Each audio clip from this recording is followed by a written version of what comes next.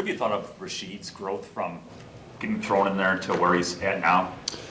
Yeah, he's done a great job. I think, you can see he's got the physical tools, the athleticism, moves well in space. I just think he just needs to be more consistent with his mental approach. But there's a lot of growth there still with Rashid. But you can definitely see he has the tools to play on the edge and be pretty effective. So I talked to him today. He said, the improvements that I made, they're really just subtle improvements. Are there something you can put your finger on there, some subtle stuff that's really helping out? Yeah, I think it's pretty important when you're talking about fundamentals and stuff like that. So, I think just him and his pad level, using his hands, just how he is balanced when he pass sets, stuff like that. I think he's made a lot of strides there. And then in the run game too, just being a physical player, coming off the ball, stuff like that. I think he's done a good job. After Bakhtiari's first season, it was really clear he's the guy. Mm-hmm. How far is Walker from that? Oh yeah, I think he's got a ways to go, but we'll see. It's with these young guys, you never know how high their ceiling can be. They just got to keep improving, keep working, and you have that internal drive to be the best they can be. So, if you have those tools, you can accomplish a lot. So I expect high things from him. Is it strange to see a 29-year-old running back, and I get that Aaron's missed some games this season, might help him later in the year, but 29-year-old running back at this stage of his career, the burst. I know. Just the way he hits the line of scrimmage, is pretty elite in this league. There's a few guys that have that ability to hit the line of scrimmage with that speed and just attack the defenders. I love watching him run. I love how he approaches it. I love how he gets off on the snap and just freaking hits the holes. It's fun to watch. It really is. And he's such a special guy and such a good leader for our team, and just leading by example. There's so many. I don't have enough great things to say about Aaron Jones, just like how he plays. And he's just been such a tremendous asset for our offense. Obviously, we've had him the last 3 games, and he's had 100 yards every game, and just makes us two-dimensional. Really helps our ground game, open up things in the passing game. So, yeah, he's been great, and I love having him back. And at his age, it's very rare, obviously, to see a back, pushing 30 that can still play ball like that. But he's doing a great job. Is there something too? He's always split the backfield since he was drafted here, right? He's kind of had lower mileage. Is there something to that at this stage in your career? Oh yeah. I think in general, anytime you can have a dual backfield set, where you can kind of split the load, especially over a 7-game or 17-game season, and then playoffs.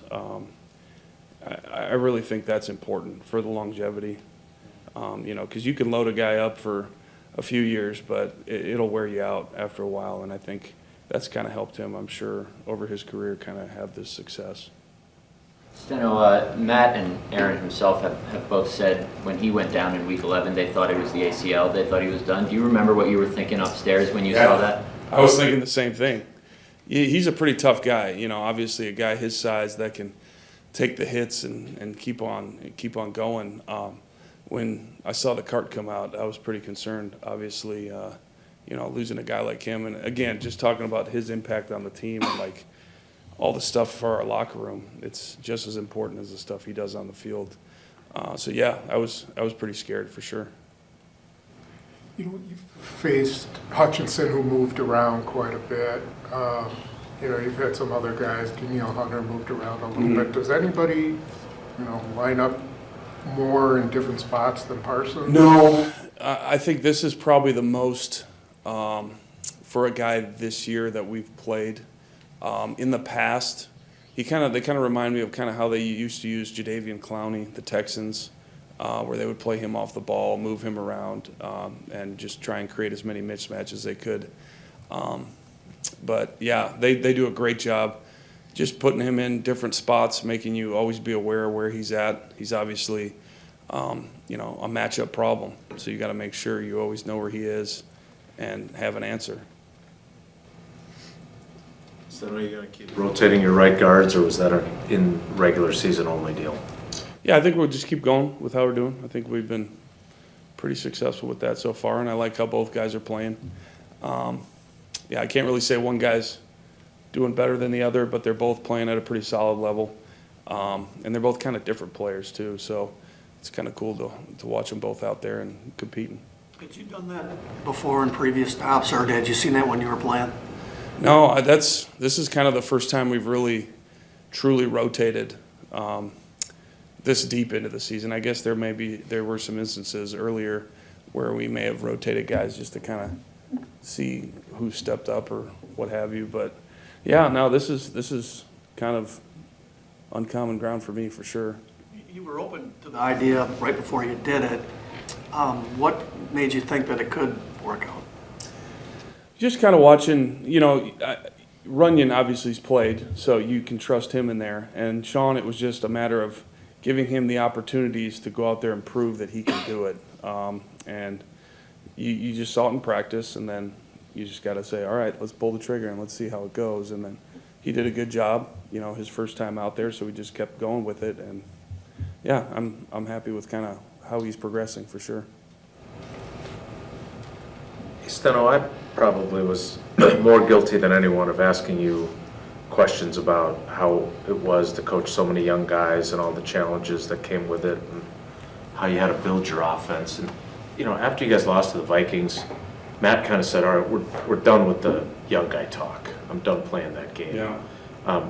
Something can be a reality without it being an excuse. But did you get a sense that after that, you won 7 of your next 10 after you kind of put the kibosh on that. Yeah. Did you sense a shift on your staff and just in terms of how you were looking at things? Yeah, after that game,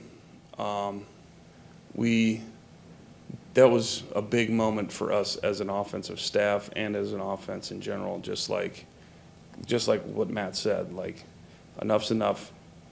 It's time for you guys, like all of us, to step up. And we, as a coaching staff, changed some things around as far as like how we approached our game day approach, our in-week preparation, kind of peeled everything back and revamped things. And I think it's helped. So as hard as that was, and it was pretty tough. I think at the end of the day, it's made us all better, and we've all stuck together, and we've come out the other end in a pretty good spot. So, yeah, you look at the team and you look at seasons and how they go, and just the adversity that you're going to go through. Sometimes you go through more than others, and anytime you can stick together and then come out the other end, going through some tough times, it really makes you such a strong group. And that's what we have right now, is just every guy out there. I trust every guy out there, every coach out there. It's just fun to be around. And they bring so much to the table, and they play so hard for each other. Yeah, it's a special thing. We got a special offense for sure, and a special team. What is Rome's importance? Like, I'm probably just guilty of it, but Wicks has been the kind of guy, and Jay Reed's become a go-to guy. I know what Christian can do, but the steadiness of Rome, what do you? Yeah, that's the one thing. He's a quiet guy, behind the scenes guy, but he just goes out there and makes plays, and he's a pretty reliable player. He's got strong hands, and I think it's kind of a security blanket for Jordan. Obviously, when you got a guy out there that you can throw a fade up to, you could throw a one-on-one up to, and he'll come down with it more often than not. So, yeah, he's just been big for us, and just his leadership and all that stuff. It's been fun to have. How do you think you're going to respond on Sunday? You got a first-year left tackle. All the other young guys, this will be their first go-around on this. How do you think they're going to handle it all? I expect them to be fine. Like, we've been kind of in this playoff mode. We've been preaching that every game's been a playoff game since, I guess, the Carolina game now. I think the atmosphere is going to be a lot like the Minnesota atmosphere. That's about as good as it gets when you go to Minnesota and play, a night game. And there's a lot of cards on the table there. So I expect it to be a lot like that. And then, I expect us to go out there and compete and play hard for each other and, just have fun.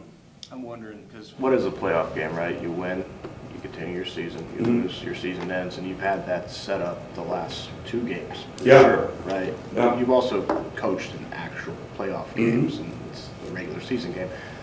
How much difference is there between an actual playoff game and what you just went through this past Yeah, year? you really, every game you go out and you want to win, no matter what. You're doing everything you can to win. So it's pretty much no different.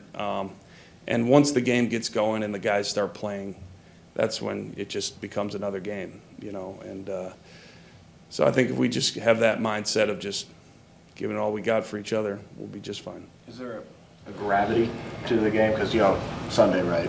If you guys lose, your season's over. Yeah. You get to play this week, which is what a playoff game is. I mean, is there a gravity that's different that you might not feel in October?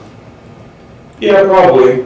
I think in the back of your mind, definitely. But like I said, as the game goes, you just kind of get in the flow of it, get in the zone, and just do what you've always done. Stenavich, you've used a variation of the phrase of playing for each other or going out there for each other a few times now here. I'm wondering how much you see these guys wanting to play for Jordan and how different of a dynamic. I mean, you had one of the greatest to ever do it, who also could be probably a little intimidating for guys. How different is the dynamic? Those guys wanted to please Aaron too, but Yeah. it's different, right? Yeah, no, it definitely is different. I think with this amount of young guys, having Jordan there has been better because there's more open dialogue. There's more, hey, we're all kind of going through this together. So it's not do this or else, or this is how we do it. It's kind of like, all right, let's try this. Does it work? Yeah, okay, let's go this way. Does it not work? All right, let's try this. So there was more trial and error, I guess, and guys going through it together. And I think it's made us a lot better, for sure. You know, Jordan's so even-keeled around us, I'm sure he is for you too. Do you have, on Sundays, do you have to ease him into it at all? Like, give him some throws to get him comfortable, or is he just basically good to go? I think any quarterback, you kind of try and do that. You know, just get them going, get them a few completions. That goes with anybody. You want to get them in a rhythm for sure. But yeah, the Jordans, you can always, he's a pretty even-keeled guy, but, you know, on game day, he's still pretty chill, but you can just see the fire in his eyes. And the competitor, you can really just tell it about him, which is pretty cool. But yeah, I mean, just starting off a game, you always want to get the quarterback going, get him some completions, make him feel good, and then you can see what happens. And even the run game, too, that helps. Just get the run game going, and that's always a quarterback's friend, too. Steno, Matt said you didn't know if you were going to have Luke until kind of late in the week last week, so you didn't put much in for him. Yeah. Was it helpful to get him at least his feet wet? Yeah, again? no, definitely. It was great to get him out there. He got a catch, you know. I can't remember how many snaps he played, but around 10 or so. And came through it okay. I think he got the confidence that he can go out there and play and be just fine. So I'm excited to have him and Tuck out there. Yeah, so it'll be fun.